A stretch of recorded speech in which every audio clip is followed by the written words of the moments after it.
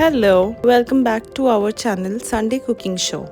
Today we are making a chocolatey, mouth-watering molten choco lava cake. The recipe is quite similar to any other cake. We are just here to get a foolproof, tried and tested, eggless recipe with oozing out choco lava in air fryer for a change. To start with, we are melting some butter and Happy Chef's dark baking bar in a double boiler or a microwave. Chop the baking bar into small pieces so that it melts evenly. Whisk it well so that no lump remains. Once done, we will first add in all the liquid ingredients, then add all the dry ingredients mixed into this. So we mix the vanilla essence along with milk into this. You can replace vanilla essence with vanilla sticks, which gives a more authentic flavor into it. Now that's for all the wet ingredients. Next, to put all the dry ingredients, we have to sieve them as well. We would add in all-purpose flour, jaggery powder, baking powder and castor sugar. Feel free to replace all-purpose flour with a flour of your choice and castor sugar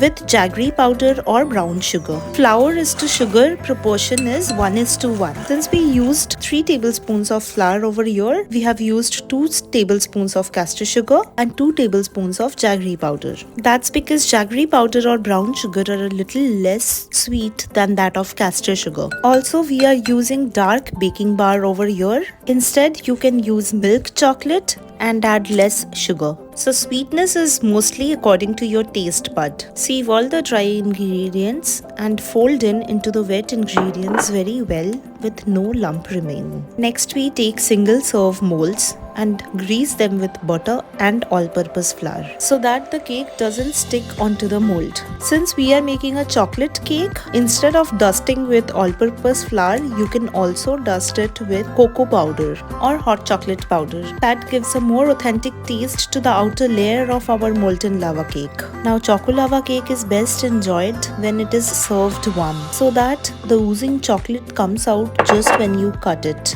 So you can pre-prep up till this point and do the next steps only when your guests arrive. Now before we pour the batter into the mold, preheat your oven or air fryer, which we have used in this case. To preheat an air fryer, I just switched it on at 200 degrees Celsius for around 3 to 4 minutes. While it's preheating, we only fill 2/3 of the ramekins with the prepared batter. Usually for cake, we fill half of the ramekin. Here we are filling 2/3 because lava cake doesn't rise too much, but still keeping a little space so that it doesn't spill out. Once done, tap the ramekins a little bit to remove all the bubbles from inside it before you go ahead and bake it in a preheated oven or air fryer.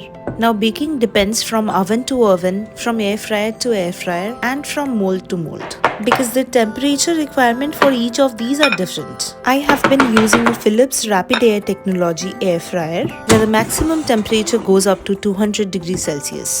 So I baked it or air fried it at 200 degrees Celsius for 5 minutes. If your ramekin size is smaller or you have filled rather less quantity, it will take less time. Hence I suggest to go with less time at the start, maybe around 2 to 3 minutes. Check it once and do it again if required. Since it is molten lava cake, you can't pierce a toothpick and check if it is cooked or not. Slightly tap through your finger to check it is bubbly inside, but it should be hard from the outside. No need to let it cool down like we do for usual cakes.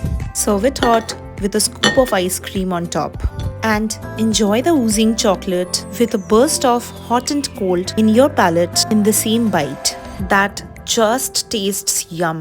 Give it a try and let us know in the comments below how it turned out for you. Hit like, share and subscribe if you like our videos. Turn on the bell icon to stay updated on the recipes, and happy cooking!